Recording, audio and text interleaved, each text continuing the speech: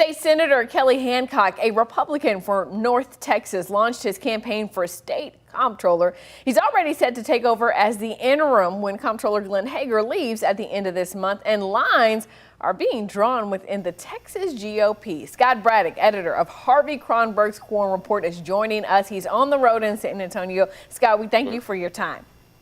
Of course, good to see you.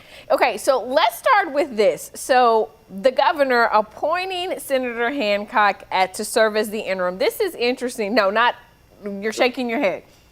That's not, well, some of the details here are going to matter. So the governor was going to, and for months he was set to, this was all the chatter at the Capitol, that Hancock was going to be appointed by the governor as comptroller. As you know, the current comptroller, Glenn Hegar, he's taking over as the chancellor at Texas A&M. But there was this, and we reported this at Quorum Report, I think back in March, that you had an opinion from Greg Abbott when he was the attorney general. You know, they put out those official opinions from the AG's office. He wrote an opinion in 2002 as AG that said that he can't do that now, that a lawmaker can't be appointed to oversee a state agency. And this primarily has to do with the conflict of interest that would be created because that person, as a lawmaker, would have voted on the budget for the agency. And so instead, they did some slick moving on this. Instead, what happened was Hancock resigned his seat in the Senate. And then the very next day, he was sworn in for a lesser job at the comptroller's office. So when Hegar leaves, Hancock will naturally ascend to the position of, quote, acting comptroller.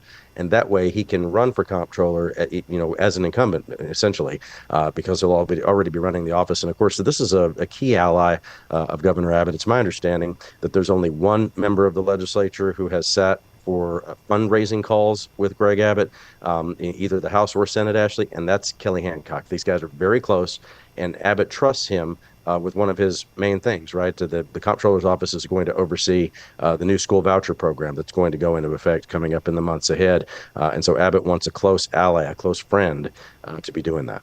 Absolutely. And what I was trying to say is Abbott has thrown his support hands down and thrown his support behind him, where he is even bashing, if you will, someone else who wants the job, a former state senator. Yeah, and I think this goes right to, just what kind of election cycle this is going to be. And the way I wrote it yesterday at quorumreport.com is to say, how nasty is this primary going to be? Well, on day one of Kelly Hancock moving over to the comptroller's office, you had Governor Abbott calling Don Huffines, one of the candidates, a loser who lost to a Democrat years ago in a state Senate race up in Dallas County.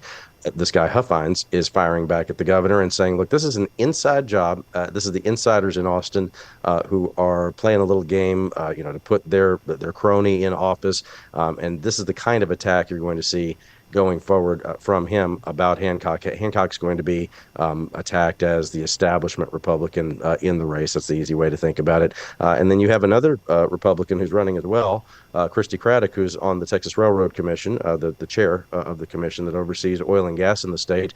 And she immediately, Ashley, said it doesn't matter who gets in the race. She's staying in it, and she's in it to win it. Yeah, this is all interesting. Let's take a step back, though, and talk about Senator Hancock's Senate seat, right? Because he resigned, right, from that seat, but there's all this chatter about a special session. If we have a special session and he's theoretically running the comptroller's office, how does this all work? So I wonder a couple of things on that. I wonder if, just to kind of avoid what could happen in the Texas Senate, which it could be a confirmation hearing for Hancock, because under the Constitution, appointees are subject to Senate confirmation. But as we pointed out at the beginning of the interview here, Hancock wasn't appointed by the governor, so there's some question about that, whether the Senate would have to do it. I would guess that to just avoid that question altogether, that Glenn Hegar might wait until a special session would be over, so that the Senate wouldn't be in session, and that way, Hancock would not have been elevated to acting comptroller. So all that's a little murky at this point. But the Texas Constitution says, as you allude to, it says that an office holder like Hancock, who's in the Senate, once they resign, once they send a letter to the governor, they're not really, they haven't really quit the job just yet. They just put everybody on notice that they're trying to quit.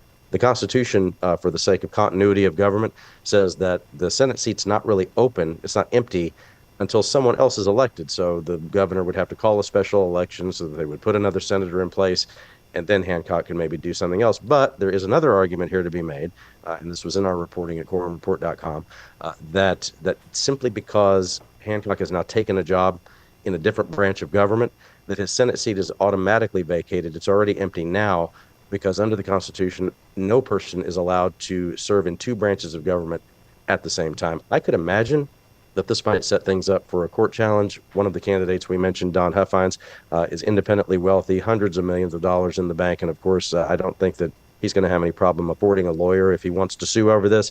I haven't gotten any indication from his campaign that he is going to do that. But I wouldn't be surprised if it did happen. Yeah, it's going to be really interesting to see how it all shakes out and whether or not, of course, we even get called back for that special session that the rumor mill is talking about.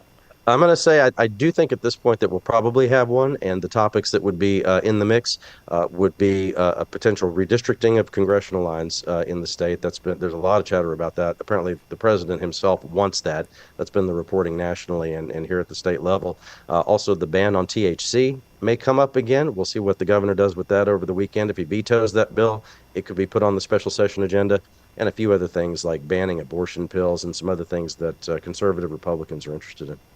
So many things that we know you are watching. Scott, thank you so much for taking some time out to talk with us today. We appreciate it. My pleasure. Thank you.